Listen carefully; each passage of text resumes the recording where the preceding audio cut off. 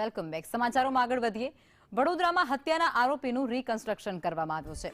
આરોપી રમીઝ શેખને સાથી રાખી અને રીકન્સ્ટ્રક્શન કરાયું છે, જેમાં વીમો પકાવવા માટે બહેનની હત્યા કરી હતી.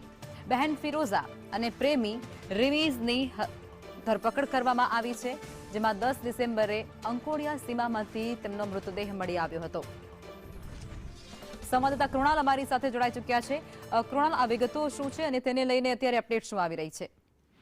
લખવા અંકોડિયા ગામની સીમમાંથી 10મી તારીખે એક અજાણ્યા મહિલાનો મૃતદેહ મળ્યો હતો. ત્યારબાદ તે દિવસે તેની બહેને પણ ગુમ થયાની ફરિયાદ કરાવી હતી, જેના આધારે આ જે મૃતક મહિલા છે તે અજીઝા બાનુ ગોરવા ખાતે રહેતી હોવાનું બહાર આવ્યું હતું. પોસ્ટમોર્ટમમાં આ મહિલાનું ગળે ટૂંપો આપીને હત્યા કરી હોવાનું બહાર આવતા પોલીસે વધુ તપાસ હાથ ધરી હતી, જેમાં ફરિયાદ લખાવનાર એની બહેન જ જે ફિરોઝા દિવાન છે તેણે તેના પ્રેમી રમીઝ રાજાને સુપારી આપી હતી. 15 દિવસ પહેલા જ તેને વીમો પણ કરાવ્યો હતો, 40 લાખનો વીમો કરાવ્યો હતો અને તેની હત્યા કરીને જે 40 લાખ વીમાના આવે તેને લઈને આગામી જીવન પસાર કરવાનો જે પ્લાન ઘડ્યો.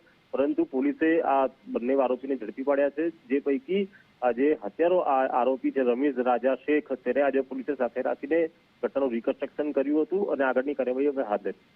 આભાર.